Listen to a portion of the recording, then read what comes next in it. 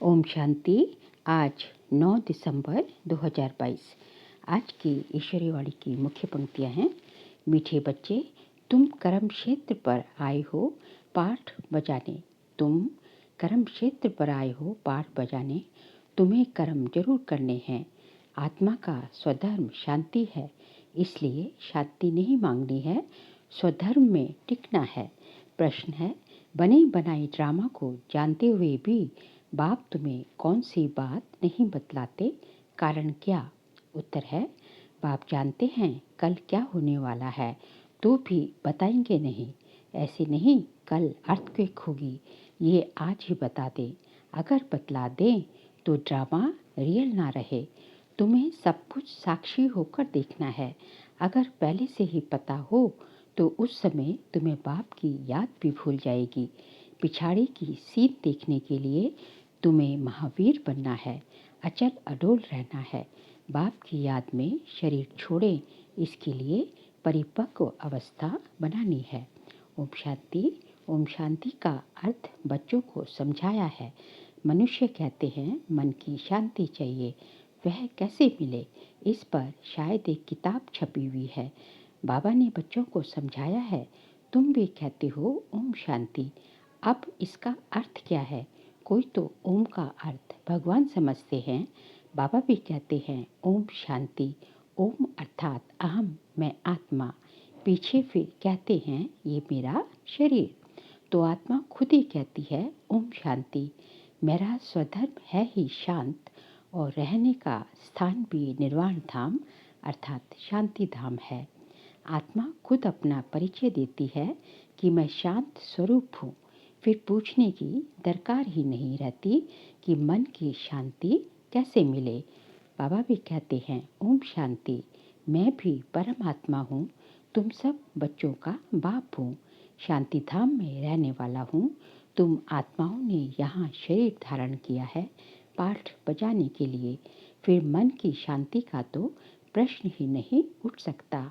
ओम का अर्थ भी कोई नहीं जानता, इसलिए धक्के खाते रहते हैं मन की शांति के लिए। आत्मा जब अशरीरी है तो है ही शांत। शरीर में आने से कर्मेंद्रियां जरूर काम करेंगी, कर्म क्षेत्र पर जरूर काम करना पड़ता है। तो शांति पर कोई किताब बनाने की दरकार नहीं। यह तो सेकंड की बात है समझने की। आत्मा खुद ही कहती है ओम शांति। बाकी क्या चाहिए, कहाँ से शांति आएगी? आत्मा का देश शांति धाम है। अभी तो वहाँ जाकर बैठेंगे नहीं, पाठ जरूर बजाना है। वैसे ही परमपिता परमात्मा से जीवन मुक्ति पाने के लिए कोई किताब आदि की दरकार नहीं। ये तो सेकंड की बात है। किताब भक्ति मार्ग में बनाते हैं, ना कि ज्ञान मार्ग में। फिर भी बाहर वालों को समझाने के लिए रियलिटी की जो समझानी है, सच्चे मन की शांति पर, सच्ची गीता पर लिखना पड़ता है। नहीं तो बुद्धि कहती है अपने को आत्मा निश्चय करो, सुखधाम और शांति धाम को याद करो तो अंतमति सुगति हो जाएगी। बाकी यहाँ थोड़ी ही मन की शांति हो सकती है। शांति धाम तो है निर्वाण धाम, जहाँ बाप भी रहते हैं और हम आत्माएं भी रहती हैं। रुद्र माला भी कहते हैं, तो रुद्र ज्ञान यज्ञ भी एक ही है। ज्ञान सागर बाप ही ये ज्ञान सुना सकते हैं। बाकी ज्ञान तो बहुत प्रकार का है। साइंस का भी ज्ञान, कारीगरी का भी ज्ञान होता है, परंतु वह है व्यवहार की बातें। ज्ञान से मनुष्य बहुत अक्लमंद बनते हैं।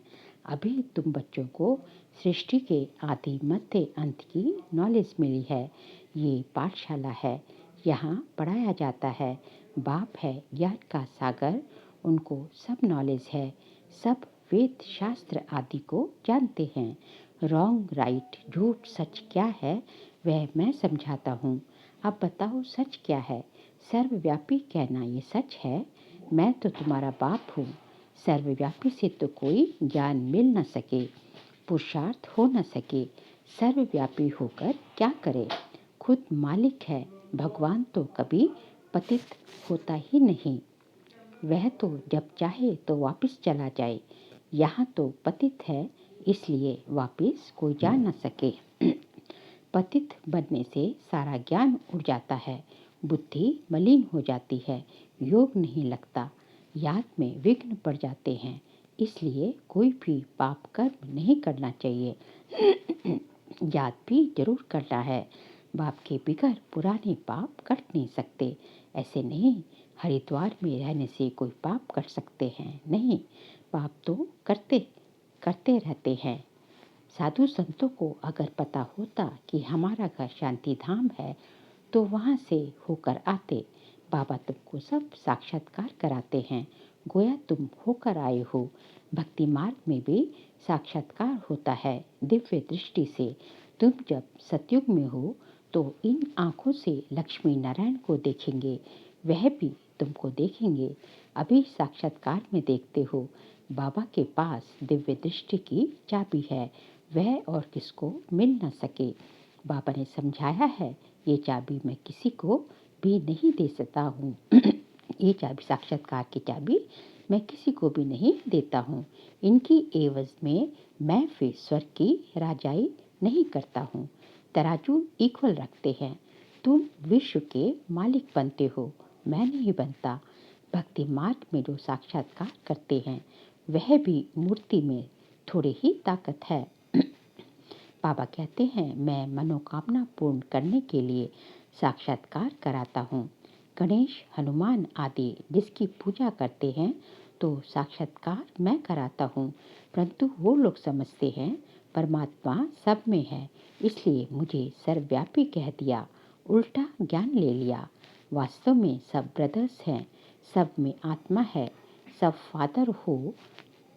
फादर तो हो न सके, सभी आत्माएं पुकारती हैं, हे गॉड फादर रहम करो, तो सब बच्चे हो गए। बच्चे बाप से वर्षा लेते हैं तो देह का अभिमान छोड़ना पड़े। बस मैं आत्मा बाप से वर्षा ले रही हूँ। आत्मा को मेल व फीमेल नहीं कहते, भल चोला फीमेल का है, परंतु ये कहना ठीक है कि वर्षा ले रहा हूँ। बाप से वर्षा लेने का सबको हक है। मैं क्रिश्चियन हूँ, मैं फलाना हूँ, ये सब शरीर के धर्म हैं। आत्मा एक ही है। शरीर बदलता है तब कहते हैं ये मुसलमान है, ये हिंदू है। आत्मा का नाम नहीं बदलता, शरीर का बदलता है। बाप तो है ही पतित पावन ज्ञान का सागर। बाप की महिमा अलग हो जाती है, वह शांति का सागर, ज्ञान का सागर है। उनके साथ योग लगाने से हम शांति धाम चले जाएंगे, सो भी अभी संगम पर। ऐसा योग कभी कोई लगा ना सके। तुम शांति धाम को जानते हो, बाकी याद शिव बाबा को करते हो। सन्यासी कहते हैं हम ब्रह्म ज्ञानी हैं, ब्रह्म से योग लगाते हैं, परंतु उससे विकर्म विनाश हो न सके। वो योग ही रॉन्ग है। ब्रह्म अर्थात रहने का स्थान, ब्रह्म ज्ञानी अर्थात तत्व ज्ञानी, बात एक ही है। बाबा कहते हैं ये इन्हों का भ्रम है, पतित पावन भ्रम नहीं हो सकता। आत्माओं का बाप शिव है, उनको ही पतित पावन कहा जाता है, बाकी वापिस तो कोई जा न सके। सभी को सतो प्रधान से तमो प्रधान बनना ही है। जबकि पहला नंबर श्री नारायण ही बनता है तो और सभी भी जरूर तमो प्रधान बनेंगे, पुनः जन्म लेते आएंगे, ये भी बुद्धि में रखा जाता है। तुम जानते हो हर एक धर्म वाले कितने जन्म लेते होंगे। देवताओं को कहेंगे पूरे 84 जन्म लेते हैं। औरों के जन्म एक्यूरेट नहीं बता सकते। औरों के जन्म एक्यूरेट नहीं बता सकते। कोई हिसाब करे तो निकाल सकते हैं, परंतु ज़रूरत नहीं। हमारा अपने पुरुषार्थ से काम है और ज़्यादा बातों में नहीं जाना है। तुमको मुक्ति, जीवन मुक्ति चाहिए तो मन मना भाव। मैं हूँ ही पतित पावन, आकर राजयोग सिखलाता हूँ। पतित पावन जरूर कलयुग अंत में आएगा, ना कि द्वापर में। सिर्फ शिवरात्रि लिखने से अर्थ नहीं निकलता, त्रिमूर्ति शिवरात्रि लिखना चाहिए। भक्ति में घोर अंधियारा है, तब कहते हैं ज्ञान सूर्य प्रगटा, अज्ञान अंधेर विनाश। जरूर कलयुग का अंत होगा, रोशनी है सतयुग में, बाप जरूर संगम पर आएगा। सब पतित बने तब तो बाप आकर पावन बनाए, क्योंकि सबका कनेक्शन है ना। बहुत सन्यासी लोग भी कहते हैं मन की शांति कैसे होगी, आत्मा का स्वधर्म ही शांत है। जैसे भारतवासी देवी देवताओं को भूले हुए हैं, वैसे आत्मा भी अपने स्वधर्म को भूली हुई है। आत्मा ही जानती है मुझे रावण ने अशांत किया है, ये ज्ञान अभी मिला है। यहाँ तो शांति कभी मिल न सके, शांति धाम में ही शांति मिल सकती है। वहाँ तो सबको जाना है। हम शांति धाम में जाएंगे, फिर आएंगे सुख धाम में। दूसरे धर्म वालों को शांति अधिक मिलती है, हमको सुख अधिक मिलता है। उन्हों को ना इतना सुख तो ना इतना दुख मिलेगा। ये है डिटेल की बातें। कोई ने लक्ष्य को अच्छी रीति पकड़ लिया है, वह भी काफ़ी है। घर में रहते बाप और वर्षे को याद करते रहो, परंतु प्रजा नहीं बना सकेंगे। जो प्रजा बनाएंगे वही राजा रानी मालिक बनेंगे। मेहनत है ना। प्रोजेक्टर पर समझाना सहज है। बड़े बड़े आदमियों को निमंत्रण दे, उन्हों को समझाना चाहिए। तुम बच्चे बहुतों का कल्याण कर सकते हो। ये भी नए तरीके निकल रहे हैं। अंग्रेजी में भी प्रोजेक्टर स्लाइड्स विलायत में जाकर दिखला सकते हो। ये गोला आदि जब देखेंगे तो समझेंगे कि ये है भारत की फिलॉसफी। ये नॉलेज बाप ही दे सकते हैं। ये है रूहानी ज्ञान। रूह से ही रूहानी ज्ञान मिलता है। सच्चे डॉक्टर ऑफ फिलॉसफी तुम हो। बाप है रूहानी सर्जन। रूहों को इंजेक्शन लगाते हैं। कौन सा इंजेक्शन? ज्ञान इंजेक्शन लगाते हैं। ज्ञान और योग का इंजेक्शन लगाते हैं। तुम्हारा है सब गुप्त। वो लोग तो बैठ शास्त्र आदि पढ़ते हैं तो उन्हों का बहुत मान होता है। वह रूहों को पतित समझते नहीं, निर्लेप कह देते हैं। तो सच्ची सच्ची नॉलेज तुम ही दे सकते हो। ये भी समझाया है। वह है हद का सन्यास, तुम्हारा है बेहद का सन्यास। जो बेहद का बाप ही सिखलाते हैं। वह है हठयोग, ये है राजयोग। वो हठयोग से कर्मेंद्रियों को वश करना चाहते हैं। तुम राजयोग से कर्मेंद्रियों को वश करते हो। बहुत फर्क है। अब बाप द्वारा तुम नॉलेजफुल बनते जा रहे हो, परंतु बनेंगे नंबरवार पुरुषार्थ अनुसार। बाबा कहते हैं हठयोगी तो जो है हठ योग से कर्मेंद्रियों को वश करना चाहते हैं, लेकिन कर नहीं पाते हैं। लेकिन तुम राजयोग से कर्मेंद्रियों को जो है अपने वश में करते हो। राजयोग जो है कर्मेंद्रियों को आत्मा राजा का ऑर्डर प्रमाण चलाते हैं। अब बाप द्वारा तुम नॉलेजफुल बनते जा रहे हो, परंतु बनेंगे नंबरवार पुरुषार्थ अनुसार। ऐसे बाप के साथ कितना लव रहना चाहिए। ये है गुप्त लव। आत्मा भी गुप्त। आत्मा जानती है कि हमको बाबा मिला है, दुख से छुड़ा रहे हैं। बाबा आपने तो कमाल की है। कल्प कल्प आप हमको ज्ञान देते हो, फिर हम भूल जाते हैं। बाप कहते हैं हाँ बच्चे, हमने तो कहा था ये ज्ञान प्रायलोप हो जाएगा। सतयुग में ये नॉलेज नहीं रहेगी। ये सब ड्रामा बना हुआ है, जरा भी फर्क नहीं पड़ सकता। बना बनाया ड्रामा है। जो कुछ होता है साक्षी होकर देखते चलो। विनाश होना है, स्थापना होनी है, साक्षी होकर देखना है। समझो कल अर्थक्वेक होती है तो ऐसे नहीं मैं बताऊंगा कि ये होना है, फिर तो सब प्रबंध कर ले। साक्षी होकर देखते चलो। मूल बात है मुझे याद करो, नहीं तो मुझे भी भूल जाएंगे। तुम बच्चों को महावीर बनना है। महावीर महावीरनी को God of knowledge, goddess of knowledge कहा जाता है। गॉड ही योग सिखलाए महावीर बनाते हैं। पिछाड़ी में जब अर्थक्वेक आदि होगी उस समय महावीर बना चाहिए। अभी तो तुम पुरुषार्थी हो। अचल अडोल रहना पड़े और साथ साथ बाबा की याद में मरे तो बहुत अच्छा। जो ज्ञान में अचल अडोल होंगे वह बैठे बैठे शरीर छोड़ेंगे, फिर कर्मातीत अवस्था में जाकर सर्विस करेंगे।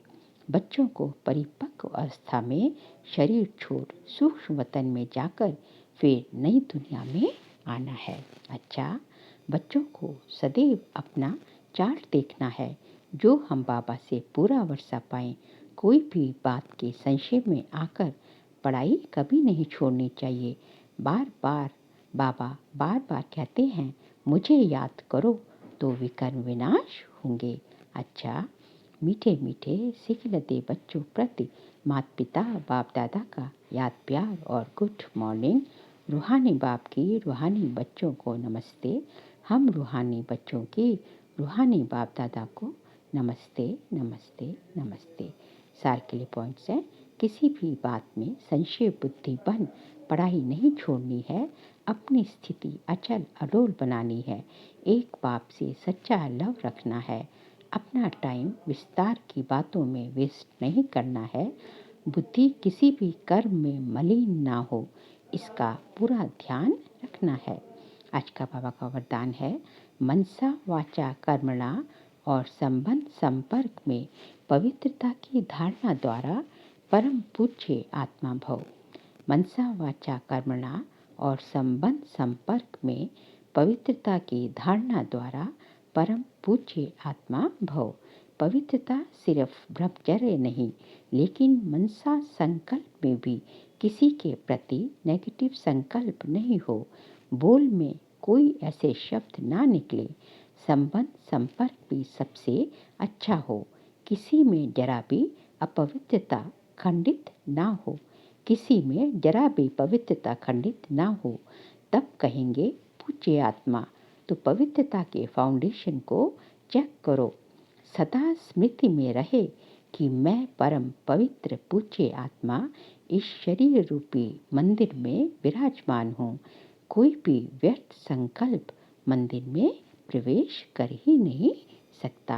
आज का स्लोगन है, अपने भविष्य को स्पष्ट देखने व जानने के लिए संपूर्णता की स्थिति में स्थित रहो। अपने भविष्य को स्पष्ट देखने व जानने के लिए संपूर्णता की स्थिति में स्थित रहो। बाबा कहते हैं कि यह आपका जो भविष्य है, आपका जो भावी है, उसको जो है आप स्पष्ट देख पाओ व जान पाओ।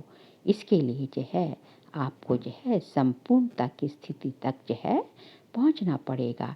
जब आप संपूर्णता की स्थिति में स्थित हो जाओगे, तो आप जो है आप सब जो है तीनों कालों को जो है स्पष्टता से, वर्तमान भूतकाल जो हो गया, वर्तमान हो जो होने वाला है, वो आपके सामने तीनों जो है एकदम स्पष्ट होते दिखाई देंगे। अच्छा, ओम शांति।